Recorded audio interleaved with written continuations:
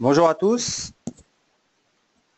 Donc aujourd'hui, ce webinaire va couvrir l'attribut Darwinia de Scalability, donc l'attribut DarwinX. Donc la Scalability, c'est ce qui en français va s'apparenter à l'évolutivité, donc la capacité qu'a votre stratégie à absorber en fait du capital plus important et à le driver sans détériorer la performance finale délivrée à l'investisseur, donc le cas échéant, puisque ici on parle de distribuer sa stratégie à des investisseurs. Donc tous les rendements ne sont pas égaux face aux investisseurs. En tous les cas, toutes les façons d'obtenir ce rendement ne sont pas égales face aux capitaux des investisseurs.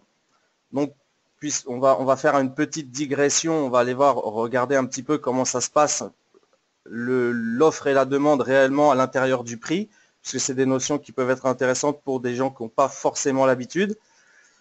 Donc c'est une chose de trader pour soi, c'en est une autre de driver, de gérer le capital plus important d'investisseurs, puisque chaque euro supplémentaire sous gestion va obtenir un prix d'exécution moins intéressant et donc va amoindrir le rendement. Et donc à chaque fois qu'on va rajouter du capital sous gestion, le rendement sera évidemment à chaque trade potentiellement moins intéressant, puisque les actifs sous gestion vont puiser au fur et à mesure qu'ils affluent dans la liquidité du marché. Chaque euro sous gestion va puiser plus profondément dans le carnet d'ordre. Donc là, étant donné qu'aujourd'hui c'est un jour férié, on peut peut-être prendre 5 secondes. On va regarder par exemple ce concept, on va le regarder plus en détail. Alors je pense que vous pouvez voir mon écran en entier. Je ne sais pas si je ne peux pas agrandir le carnet ici, mais ici on a donc les prix. Ici vous avez dans la case bleue les acheteurs et dans la case rouge tout en haut les vendeurs. Donc vous avez ici 109, 107, vous avez ici 2980 lots qui veulent rentrer, donc être exécutés à 109, 107. Ici vous en avez 2080 qui veulent être exécutés à 109, 110 pour vendre. Si vous voulez acheter au marché et que vous voulez 5000 contrats et que vous rentrez au marché, ici vous en avez que 1200 de disponibles. Donc vous allez, si vous tradez par exemple pour vous tout seul, vous allez prendre un lot, 2 lots, 10 lots, vous allez rentrer facilement ici à l'intérieur de cette liquidité sur le premier prix au marché. Mais si vous voulez rentrer 5000, 10 000 ou 50 000 lots, là, il va falloir être plus intelligent. On va voir un petit peu comment s'adapter, hein, c'est-à-dire fractionner ses ordres, etc. On verra un petit peu tout à l'heure les comportements à adopter pour gagner en scalability. Et donc là, si vous voulez rentrer avec 50 000 contrats et que vous rentrez comme un sauvage au marché, bon, bah, vous allez assécher toute la liquidité sur plusieurs prix. Vous allez devoir prendre à 110, à 112, à 115, à 117, etc. Et vous allez assécher comme ça tout le carnet.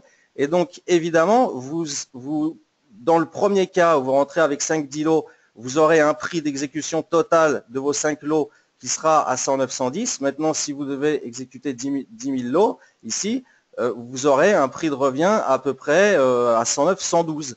Hein. Donc, vous aurez sur la totalité de votre exécution un prix moins intéressant. Et donc, si vous devez sortir la totalité à 120 un peu plus haut, eh bien évidemment, vous gagnerez un petit peu moins qu'avec un prix d'exécution à 109, 110 sur la totalité des trades. Donc voilà un petit peu le concept. Donc plus vous avez d'actifs sous gestion, plus vous allez devoir prendre des positions importantes, et plus vous allez devoir prendre des positions importantes, et plus vous allez assécher la liquidité disponible sur chaque prix, ce qui va donc impacter le rendement au final. Donc ça, c'est le concept de base, puisque c'est vraiment ça qui va driver vraiment l'évolutivité de la stratégie. Donc l'évolutivité est un facteur fondamental pour pouvoir déployer une stratégie qui sera investissable. Donc une stabilité plus évolutivité donne une stratégie investissable. Quel facteur crée la divergence? Donc ça va être le style de trading. Ce qu'on appelle divergence, ça va être le slippage finalement entre votre prix d'exécution et le prix d'exécution de l'investisseur. Donc, c'est ce qui va créer la divergence. Donc, ici, il va y avoir plusieurs facteurs. Évidemment, le style de trading. Plus vous allez avoir un style court, si vous allez chercher 3 pips à chaque fois, comme on l'a vu dans l'exemple précédent, plus vous allez chercher court, et si vous avez énormément de capitaux, vous allez avoir un prix d'exécution qui va s'étaler sur plusieurs prix. Si on rentre évidemment toute cette quantité au marché, finalement, il y aura plus de divergence que de profit au final. Et donc, ça va créer un réel problème, contrairement à une stratégie qui va pouvoir absorber beaucoup de capitaux si, par exemple, elle s'étend sur des écarts de 100 points. Puisque, évidemment, là, si vous avez 0,3 ou 0,4 pips même de slippage récurrent sur chaque trade, eh bien, avec un tel delta, finalement, votre stratégie, elle est très très peu impactée par le slippage et par par le slippage, c'est-à-dire inhérent aux conditions de marché et également aux capitaux sous gestion. Donc le style de trading, les conditions de marché, donc on vient de l'évoquer, plus le marché va être liquide, et ça on peut le regarder également dans un carnet d'ordre, plus le marché va être liquide, et donc, plus vous allez, et plus déjà, premièrement, il va être plus stable, donc il va comporter un peu moins de risques. Et deuxièmement, évidemment, plus il va être liquide, plus il y aura de quantité disponible sur chaque prix. Et donc, plus ça va être facile d'obtenir une exécution totale sur un prix ou deux prix. Et par exemple, on peut regarder ici, si on prend un carnet très très léger comme le pound ici, bon ben voilà, ici on a 2 contrats, 10 contrats. C'est pas la même chose que ce marché-là. Et d'ailleurs, on le voit ici, c'est très volatile. Très volatile pourquoi? Puisque peu liquide. Et ici, on voit que c'est très liquide, donc peu volatile. Et donc ici, vous allez pouvoir être exécuté une très grosse quantité de contrats, alors que ici, on voit qu'il y a même un spread à ce niveau. Ici, on a 5 contrats. Donc si on en veut 10, déjà, on en tape 5 à 88 et on en tape 5 à 89. Donc déjà, on commence déjà à abîmer un petit peu la performance. Donc plus votre marché va être liquide, plus vous allez avoir de contrats disponibles à tel prix, plus il va falloir de capitaux vraiment énormes pour abîmer le rendement de la stratégie. Donc style de trading, conditions de marché. Donc par conditions de marché, évidemment, il y a la liquidité.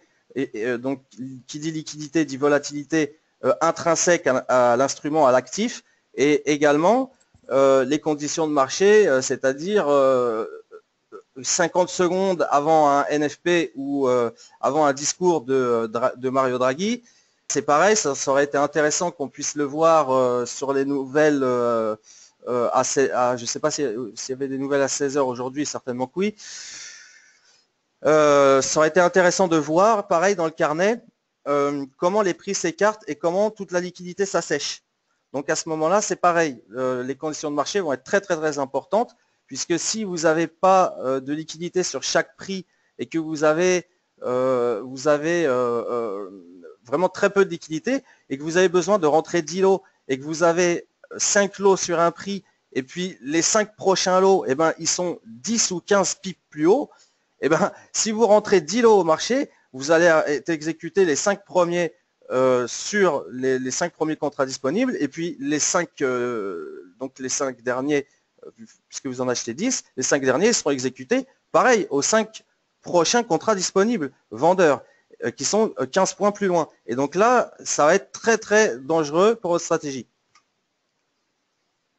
Donc ça, c'est marrant si on veut faire du trading pour soi, éventuellement, pourquoi pas, créer un compte à risque qui va spéculer sur des news. Maintenant, si on parle de distribuer sa stratégie aux investisseurs, il faut vraiment prendre en compte ce facteur de liquidité parce que c'est vraiment primordial. D'ailleurs, à terme, l'évolutivité sera un des facteurs prépondérants. Une bonne note de scalability donc amènera naturellement vers des actifs sous gestion puisque c'est les stratégies qui seront à même de driver les capitaux des investisseurs. Donc ici, on ira faire un petit tour dans l'interface juste après.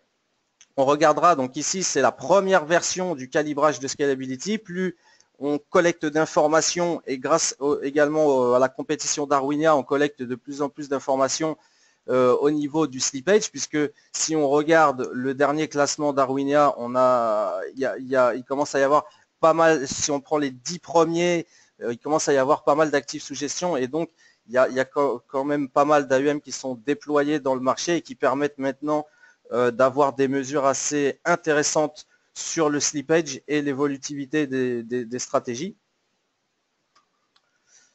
Donc le principe de base, c'est la divergence sur le rendement.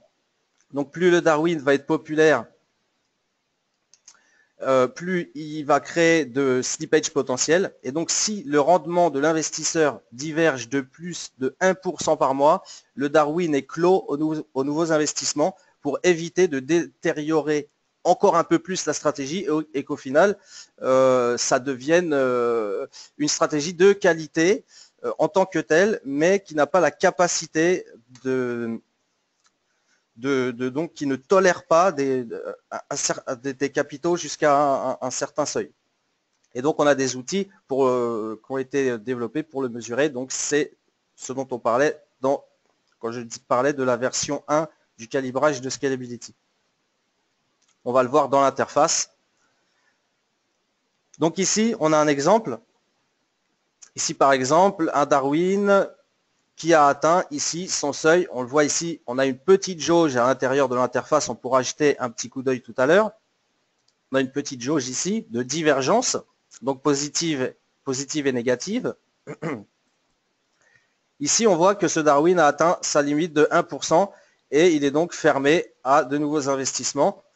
Maintenant, seuls des dégagements seront admis, c'est-à-dire évidemment que les investisseurs qui ont acheté ce Darwin, évidemment, seront autorisés de transiger à la vente pour revendre de leurs investissements. Mais aucun achat supplémentaire ne sera possible afin de conserver la performance pour les investisseurs actuels. Donc la divergence est traquée sur chaque Darwin grâce à cette petite jauge. Donc qu'est-ce qui va aider maintenant au niveau de l'évolutivité? Donc on a vu un petit peu comment marchait la microstructure dans le carnet. Donc qu'est-ce qui va aider? Négocier, on en a parlé un petit peu tout à l'heure, négocier des marchés et des heures liquides. Si on va trader l'euro sec à 22h55,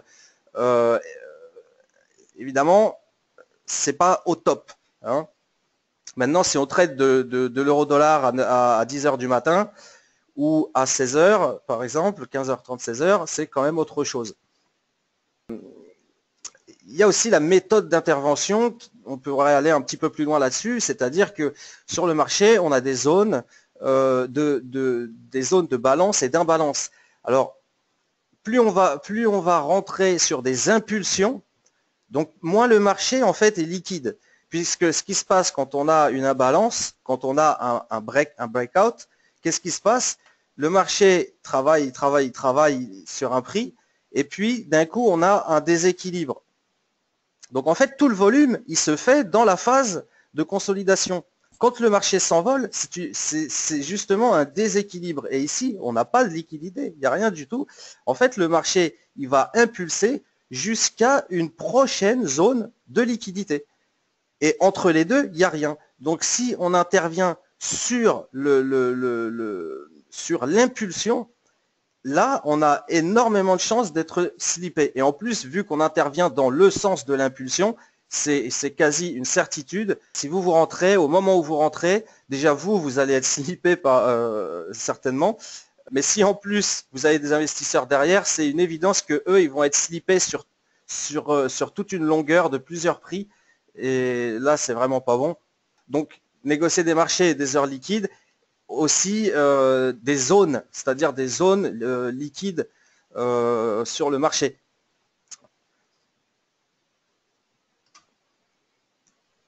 Voilà, donc fractionner l'exécution des trades. ce dont je parlais tout à l'heure. On peut revenir éventuellement sur le carnet d'ordre. Si on veut rentrer par exemple ici à 14, 22, 5, et que, tiens, là ici, on veut rentrer ici, on veut acheter, bon, eh bien, on va pas rentrer, si on veut acheter 100 lots, on va pas rentrer 100 lots au marché, puisqu'on voit bien qu'il n'y a pas 100 lots, il faudrait rentrer sur 3 prix. Donc, ce qu'on va faire, c'est qu'on va fractionner, et on va essayer de rentrer 30 lots ici tout de suite, 30 lots, là on en a 24 de disponibles, et puis on va attendre que ça recharge une fois qu'on est exécuté, et puis on va essayer de fractionner son exécution sur, c'est-à-dire soit une fourchette de prix, soit une fourchette de temps, et afin d'avoir tous ces lots. Alors évidemment, la petite technique entre guillemets, c'est pour ça que c'est un webinaire qui me plaît un petit peu, parce que là je suis un petit peu dans mon élément, je suis pas vraiment un génie en maths, mais par contre là on touche un peu à mon domaine.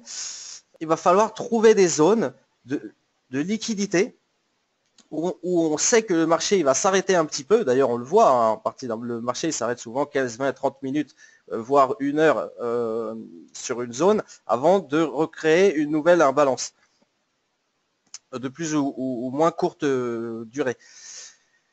Donc on va essayer de travailler dans cette zone, dans un écart, une fourchette, et on va essayer d'optimiser son prix. Donc si on veut 100 lots et qu'on veut les avoir à 23, eh ben, on va essayer d'optimiser son prix en rentrant peut-être à 23,5 avec 10 lots, à 23 avec 10 lots, à 22,5 avec 10 lots, et puis on va essayer comme ça d'accumuler des ordres et de fractionner sa taille sur différents prix, plutôt que de rentrer en fait comme un sauvage au marché. Et ça, c'est vraiment quelque chose qu'il faut vraiment mettre en place à partir du moment où il y a du capital derrière. Pour quelqu'un moi j'ai vraiment commencé à comprendre tout ce système de fractionnement, de market making, de microstructure en m'intéressant au futur. C'est quelque chose qu'il faut vraiment faire en fait, je pense, pour comprendre vraiment pourquoi on crée des faux breakouts, pourquoi on casse des supports pour aller chercher des poches de liquidité en dessous, puis ensuite on remonte, etc., etc. Parce que finalement, quand on comprend ça, on peut le mettre à profit pour soi-même et justement développer des stratégies qui pourront, exactement en cassant un support. Ici, on a plein de stops. Évidemment, si vous voulez rentrer à l'achat et qu'il y a un support qui casse, vous allez avoir plein de stops qui juste en dessous, et tout ça c'est de la liquidité pour vous, et vous allez pouvoir rentrer ici, fractionner votre entrée sur toute cette liquidité, et finalement vous allez rentrer mieux que si vous étiez rentré au marché directement sur le support. Ça c'est vraiment des notions avec le temps qu'il faut essayer de travailler pour améliorer son exécution et avoir améliorer son rendement si on veut distribuer sa stratégie ensuite. Donc, négocier les marchés des heures liquides, fractionner au mieux l'exécution des trades. Alors, évidemment, sur le Forex, c'est très facile. On a des paires qui cotent en dixièmes de points. Donc, si vous voulez être exécuté à 1,14, vous pouvez rentrer, vous voulez rentrer 10 lots, et ben vous mettez un lot tous les 1 point, tous les 1 pip. Bon, le marché sur l'eurodoll, 10 points, il va aller chercher rapidement, il va balayer la zone, vous allez avoir peut-être 7-8 ordres exécutés, et puis si vous n'avez pas la totalité, vous pouvez toujours en rajouter 2 manuellement, ou bien laisser comme ça. Après, c'est suivant votre choix. Et donc, qu'est-ce qui aide? Le PNL moyen qui va être plus conséquent, comme on l'a dit tout à l'heure, évidemment, on l'a vu sur les carnets, si on veut chercher 3 points avec énormément de contrats, eh bien, on va amoindrir la performance puisque notre prix d'entrée moyen, l'exécution totale des trades va être moins bonne donc sur l'ensemble. Et quand on ira chercher notre cible, eh ben, on aura par exemple sur 100 lots, on en aura 30 qui auront pris nos 3 ticks, puis on en aura 30 qui auront pris que 2 ticks, et puis on en aura 30 qui auront pris que 1 tick. Donc au final, on n'aura pas la totalité de nos gains et on sera même très en dessous. Donc, alors que quelqu'un qui va chercher 100 points à chaque fois, il ne le prend même pas en compte et il va lui falloir un bon million de trades avant que sa stratégie soit détériorée et énormément de capital derrière. Qu'est-ce qui porte préjudice maintenant? Eh bien, c'est tout le contraire, hein. Donc, trader les news, on l'a abordé tout à l'heure. Le haute fréquence, puisque évidemment, à chaque fois que vous allez multiplier vos opérations, le gars qui prend un trade et qui va chercher 100 points, eh ben, je veux dire, lui déjà, il va générer moins de commissions. Il va être, même s'il est slippé, il va être slippé une fois, et puis il va aller chercher son take profit. Okay, le gars qui va chercher 100 points en 100 trades, ou disons en 50 trades, ben lui, il va évidemment à chaque fois multiplier les exécutions, et donc multiplier son slippage potentiel, et donc là, ça devient très problématique, et on va le voir d'ailleurs sur des robots qui traitent sur des tout petits écarts. On va regarder un petit peu dans l'interface. Je parle beaucoup, je suis désolé, il est déjà 4h25, il faut qu'on se dépêche un peu. Et donc, qu'est-ce qui porte préjudice? Eh bien, évidemment, dès que les Darwin dès qu'il y a quelques Darwin qui commencent à être très populaires, évidemment, on trade tous sur le même échange avec la même liquidité, et évidemment, il y a de la concurrence à l'intérieur même de l'écosystème DarwinX, puisqu'on chasse tous la même liquidité, et à un moment donné, si vous avez plusieurs Darwin qui drivent plusieurs millions, ou même pas plusieurs millions, vous avez, si on regarde si on prend les têtes de liste, les 10 premiers du classement du mois dernier, il doit y avoir 5 ou 600 millions 5 ou 600 000 euros sous gestion. Il faudrait regarder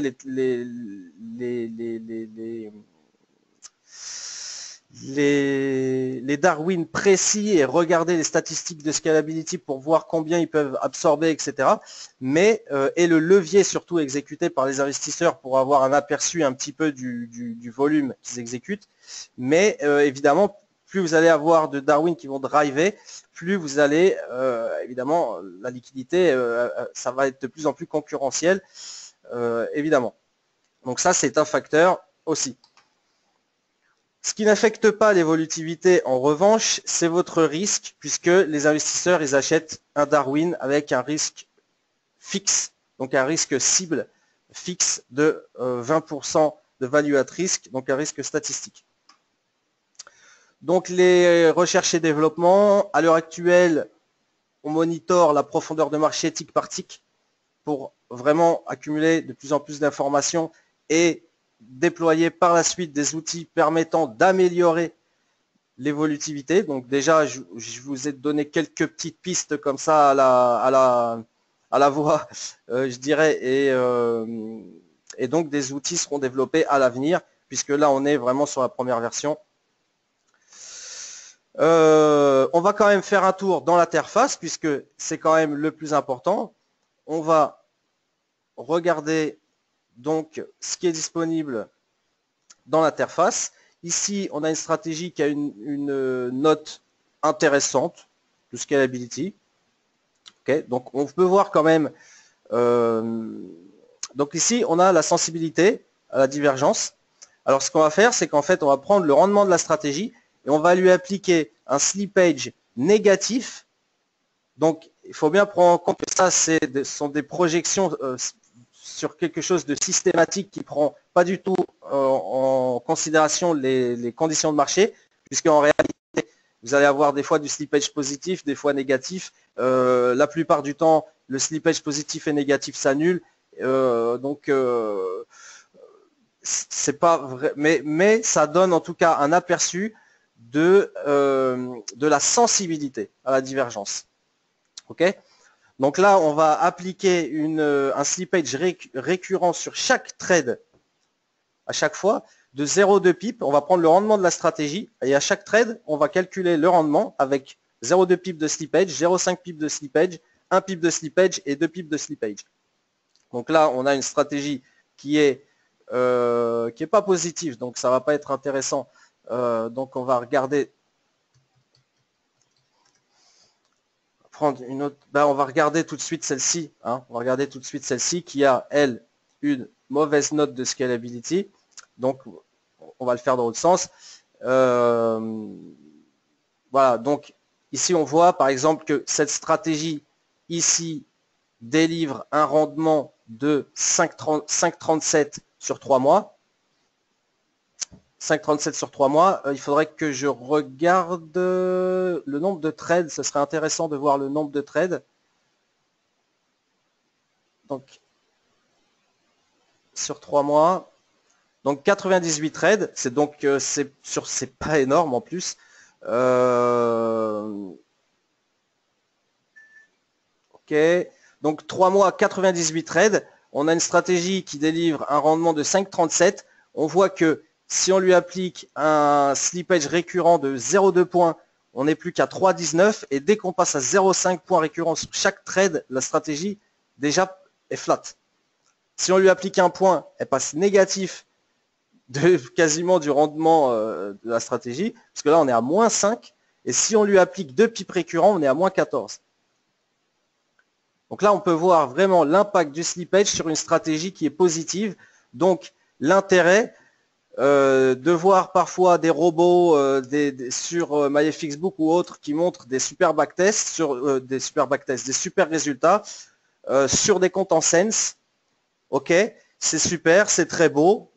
Simplement, c'est des stratégies. Si on commence à mettre, même pas, si on met rien du tout, c'est des stratégies qui par essence génèrent du slippage. Par exemple, des robots, et il y en a sur DarwinX, des robots commerciaux qui génèrent du slippage, je veux dire, même sans avoir de capital forcément conséquent derrière, simplement par le mode d'intervention et les horaires d'intervention en fait. Et ça, c'est des stratégies en fait qui sont incapables, malgré la belle courbe de résultats qu'on peut vous montrer sur MyFXBook. C'est une stratégie qui est incapable de driver du capital, puisque si on lui applique par exemple 1 point ou même 0,5 points de slippage, on voit que c'est des stratégies qui ne peuvent pas tenir la route. Par exemple, les stratégies de scalping à 23 heures sur l'euro CHF, comme si peut-être certains s'en rappellent, FAP Turbo à une époque, qui était quelque chose d'assez énorme. Donc, on va étudier un petit peu l'interface. Donc ici, donc on a vu la sensibilité à la divergence. Ici, on a la max divergence permise en pips sur cette stratégie. Alors en fait, tout à l'heure, on a vu sur les slides que si on arrive à 1% par mois de divergence sur un Darwin, le Darwin va être clos à de nouveaux investissements. Et bien, en fait, le 0,25 ici, le 0,19, c'est ce qu'il ne faut pas dépasser en slippage sur la moyenne des trades. C'est ce qu'il ne faut pas dépasser en slippage sur cette stratégie. Puisque si on passait au-dessus de ces 0,19 pips, on arriverait au 1% et il faudrait clore l'investissement. Okay, donc ça, c'est le maximum permis à cette stratégie en termes de déviation avant qu'on ne ferme l'investissement sur son Darwin. Donc si on dépasse 0,19 récurrent, eh bien, on ferme le Darwin à de nouveaux investissements afin de protéger les investisseurs donc, qui sont déjà en route. Donc ici, on a le levier qui est appliqué en fait par l'investisseur. Okay, le levier qui est appliqué sur l'investisseur qui suit cette stratégie. Donc ici, on a un levier de 6,5 donc sur les trades répliqués donc par les investisseurs sur cette stratégie. Et ici, on a l'investissement maximum estimé sur ce Darwin. Ici, 0,89 millions. Alors, plus votre note de scalability va être élevée, plus vous allez avoir une bonne capacité d'absorption. On a vu ici que cette stratégie avait un score de 3,27, donc mauvaise note, et on voit qu'elle ne peut même pas driver 1 million. Alors, d'où sort ce 1 million? Comment on va estimer? On connaît la liquidité disponible sur le marché, sur les paires qu'il trade. On connaît le levier moyen des investisseurs. Okay, et de là, en fait, on va estimer l'investissement maximum qui peut être permis sur ce Darwin avant qu'il soit clos. Okay, donc on a ici, donc finalement, le 0,89 million ici, il est en relation directe avec ces 0,19 points de slippage et le levier pris par les investisseurs en moyenne, okay, par rapport à la liquidité disponible en moyenne sur les instruments qui sont tradés par cette stratégie. Je ne sais pas si j'ai été clair sur ce point.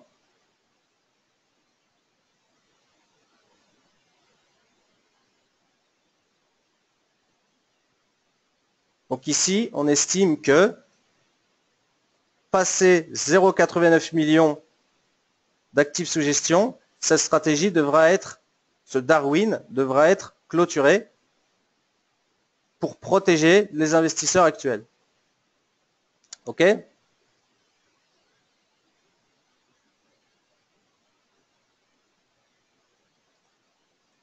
Donc, je pense que là, tout le monde est en vacances. Pas de questions. Je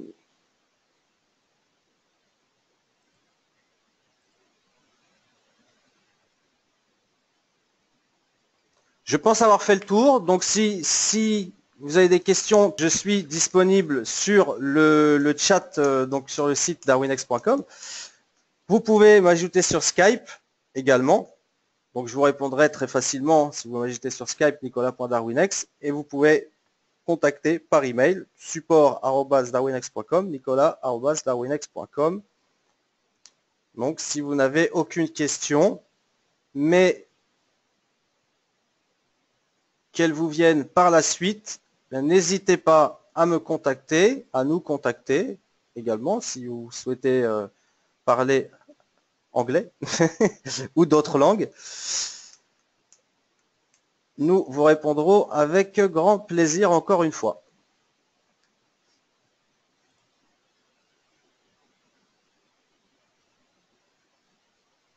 Donc j'espère avoir apporté un éclairage assez complet sur la question. Si ce n'est pas le cas, n'hésitez pas à m'en faire part. Donc, par Skype sur le chat ou sur le blog également, qui est en français lui aussi. Et donc sur ce, ben écoutez, je ne vois pas de questions sauf erreur. Je vais donc vous souhaiter un bon week-end éventuellement pour ceux qui ont pris leur congé. Et puis à jeudi prochain. Donc jeudi prochain, sauf erreur, nous allons aborder régulation FCA et compte ségrégé. Donc qu'est-ce que ça veut dire en pratique et qu'est-ce qui se passe un petit peu en coulisses. Voilà. Donc je vous souhaite à tous une bonne fin de journée, un bon week-end en avance. Et à bientôt sur darwinex.com. Ciao, bye. Merci.